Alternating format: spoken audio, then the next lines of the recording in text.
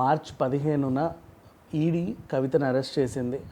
అక్కడి నుంచి మళ్ళీ ఆవిడ అప్పటి నుంచి జ్యుడిషియల్ రిమాండ్లోనే ఉంది. ఆ తర్వాత ఏప్రిల్ 11న సిబిఐ కూడా అరెస్ట్ చేసింది. దాదాపుగా 2 నెలల నుంచి కవిత జైల్లోనే ఉంది. ఈరోజు మార్చ్ 6కి ఆ తీర్పుని రిజర్వ్ చేశారు. అండ్ ఇవాటి నుంచి మళ్ళీ కోర్టు సెలవులు ఉన్నాయి 31 తారీఖు వరకు. కాబట్టి నన్ను అడిగితే ఇంకో 2 నెలల వరకు కూడా కవిత జైల్లోనే ఉండే అవకాశం అయితే ఉంది.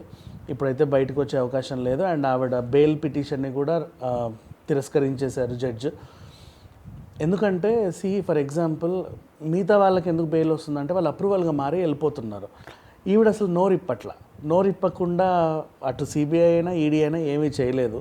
సో ఈవెన్ నన్ను అడిగితే అరెస్ట్ చేసే అవకాశమే ఉంది. ఈవెన్ మరి ఇంకోవైపు కేజ్రీవాల్ కూడా అరెస్ట్ అయ్యి జైల్లో ఉన్నాడు. కాబట్టి ఈవిడకైతే ఇప్పుడు బెయిల్ వచ్చే అవకాశం అయితే లేదు. ఈవిడ ప్రతిసారి ఎవరికైనా ఒక ఆశ ఉంటుంది, బెయిల్ పిటిషన్ వేస్తూనే ఉంటారు లాయర్లు. ఏవేవో అడ్డమైన రీజన్లన్నీ చెప్పుకుంటూ ఉంటుంది.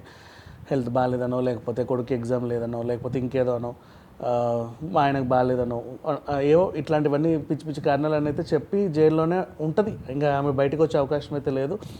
అండ్ వాళ్ళ ఆయన్ని కూడా ఇవాళ రేపు అరెస్ట్ చేసే అవకాశాలు అయితే పుష్కలంగా ఉన్నాయి. ఎందుకంటే ఈవిడేం చెప్పట్లేదు కాబట్టి ఇంకేమైనా అడిషనల్ రహస్యాలు ఏమైనా ఉంటే క్రాస్ ఎగ్జామినేషన్లో వాళ్ళ ఆయన్ని కూర్చోబెట్టి ప్రశ్నించే అవకాశం అయితే ఉంది. మోస్ట్లీ ఈ 1 వీక్ 10 డేస్లో కవిత వాళ్ళ హస్బెండ్ని కూడా అరెస్ట్ చేస్తారు. లాస్ట్ టైం కూడా యాక్చువల్గా వాళ్ళని పిలిస్తే ఆయన ఏమన్నాడంటే కొంచెం టైం తీసుకున్నాడు, నేను ఇప్పుడు రాలేను, అదేదో చిన్న ప్రాబ్లం ఉంది అని చెప్పేసి.